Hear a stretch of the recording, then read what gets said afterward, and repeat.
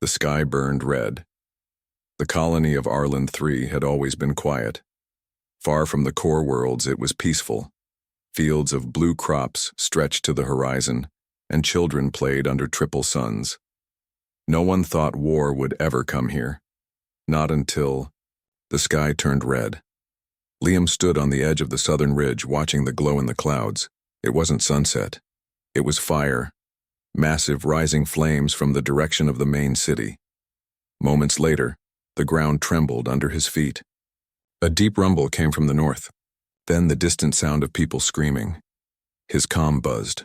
A broken voice said only one word: "Run." The attack had come without warning. No declaration, no message, no mercy. The enemy ships, black, silent, and fast, had appeared out of nowhere and dropped plasma bombs onto hospitals, schools, farms. It wasn't war. It was extermination. By the time Liam reached the bunker station, it was too late. Smoke covered everything. The colony hub was destroyed. Hundreds, maybe thousands, dead in minutes. He wasn't a soldier, just a technician. But that night, as he crawled through rubble searching for survivors, something inside him broke. Not fear, not sadness. Something older. Something colder. Anger. Somewhere else, deep in the solar system, a hidden signal was triggered. A failsafe. Something ancient. Something forbidden. Buried far under Earth's southern pole, an old system blinked to life. Red lights turned green. Vaults unlocked. And what came out was never meant to be seen again. They were called dragons, but they weren't beasts. They were humans, not like others.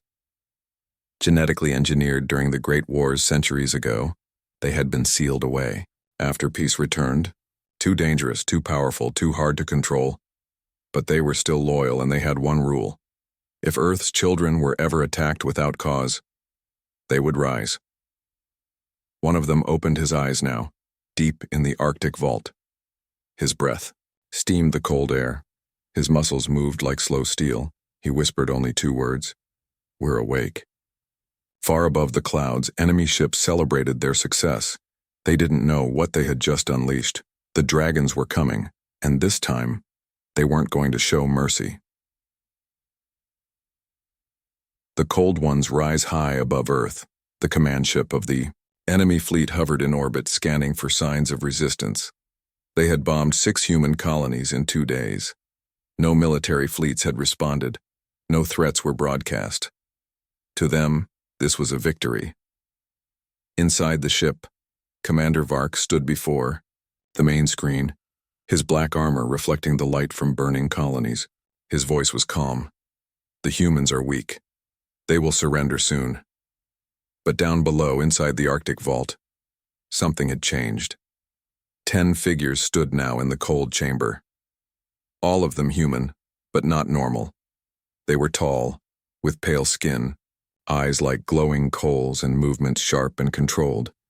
Each one had a number printed across their chest, remnants of a program Earth tried to forget. Their leader stepped forward. His name was Kane. He looked at the flickering hologram showing the list of destroyed colonies. Arlen 3, Solon 9, Delta Reach. He turned to the others. "They bombed children." None of them spoke. They didn't need to. Rage boiled in silence. From the far side of the vault, old weapons came online. Not plasma rifles, not missiles. These were different, ancient war tech designed for people like them. Suits that moved with the mind, blades that cut through matter, armor made from living metal. As Kane stepped into his armor, it folded over, him like liquid steel. It had been asleep for over 100 years, but it still remembered him. Elsewhere on Earth, hidden bunkers opened one by one. Silent alarms triggered across the system. Satellites aligned. An old Earth protocol activated. Dragon Protocol, Level Omega. The regular human military had no access to it. Only the awakened ones could operate it. Back in orbit, Commander Vark's screen flashed. One of his captains looked confused. "Sir, something is rising from Earth. A single ship. Small signature. No ID match." Vark laughed. "Send one. Fighter. It's probably a civilian shuttle trying to escape. They didn't know. The dragons weren't escaping. They were coming for them. As the single sleek ship moved through the atmosphere, its surface shimmered with light. It was built for speed, built for war, built by those who believed the old wars were over forever. Kane sat in the cockpit, his voice steady. Target, orbital fleet, mission, complete elimination. The ship responded with a growl. Behind him, the other dragons launched in silence. No lights, no signals, just vengeance.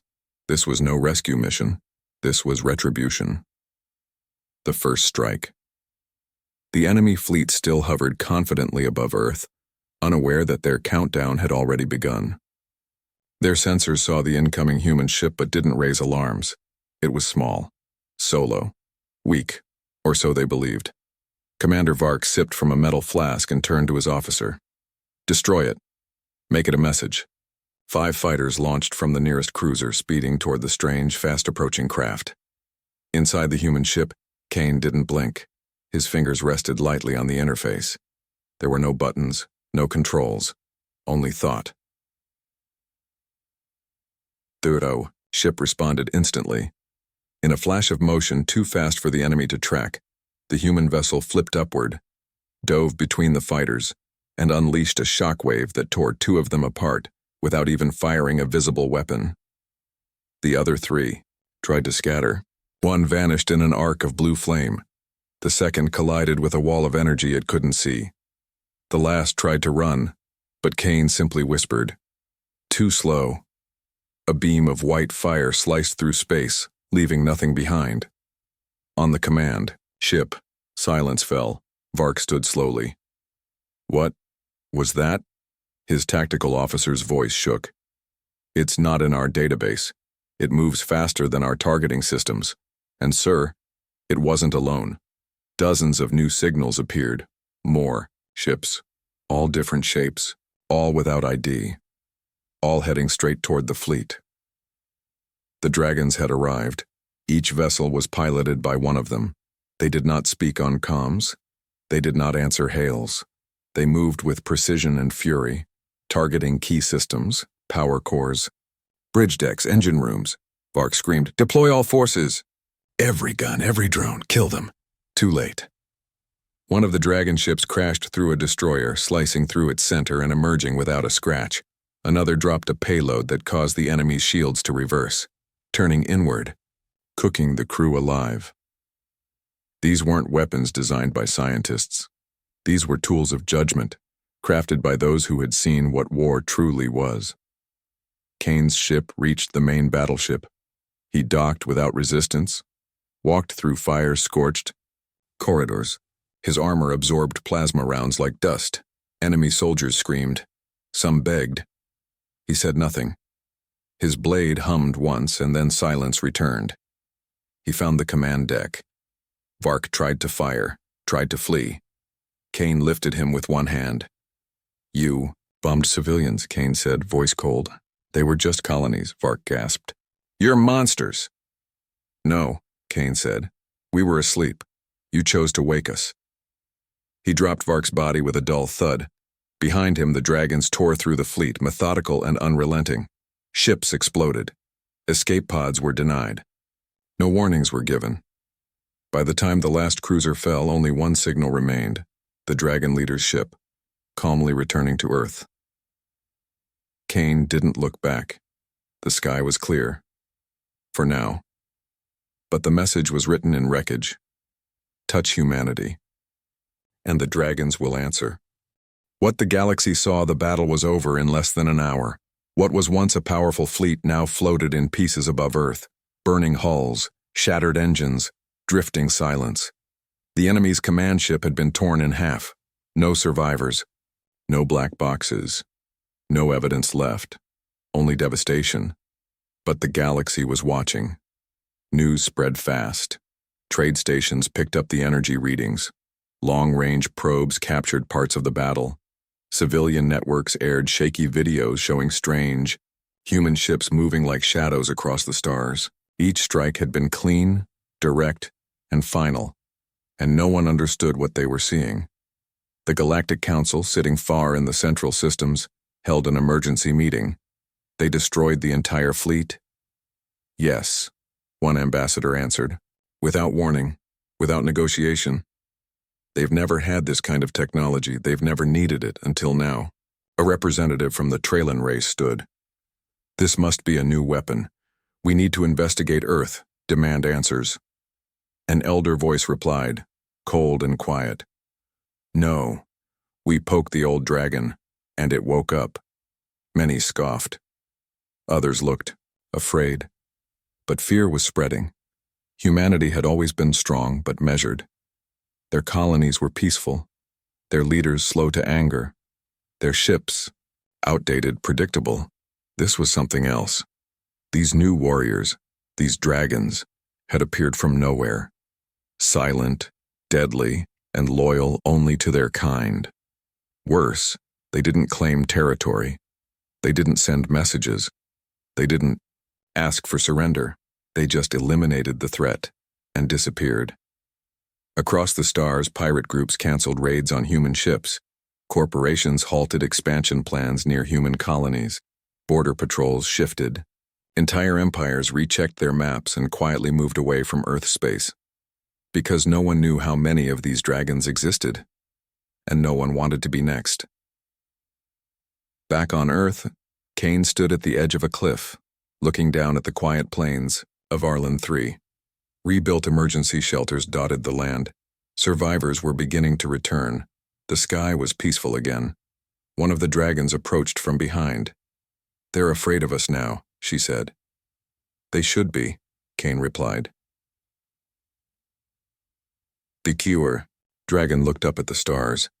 They'll call us monsters. Kane nodded. Maybe. But they'll think twice before bombing our people again. A long silence followed. Then a small child ran by, laughing. Others followed, chasing each other in the tall grass. The dragon smiled faintly. Still worth it? Kane watched the children and didn't answer. He didn't need to. The dragons had no homeland, no flag, no leaders. But they had a purpose: protect humanity at all costs, and now the galaxy knew it. Old shadows stir far beyond Earth, on a dark moon circling a red giant star, deep beneath the surface. Something stirred. The transmission from the destroyed fleet had reached here too, but not through regular channels. It had been intercepted, decoded and analyzed by machines older than most civilizations. Inside a cold chamber lit by pulsing red lights, a voice broke the silence. The dragons are awake. For centuries, this place had remained dormant. No name, no ships, no broadcasts, only records and warnings. A tall figure stepped forward from the shadows. Its skin was gray, almost stone-like, its eyes glowed faintly, and its voice was like steel scraping across metal. They said the humans buried the dragon program. They lied. Another figure emerged from the dark.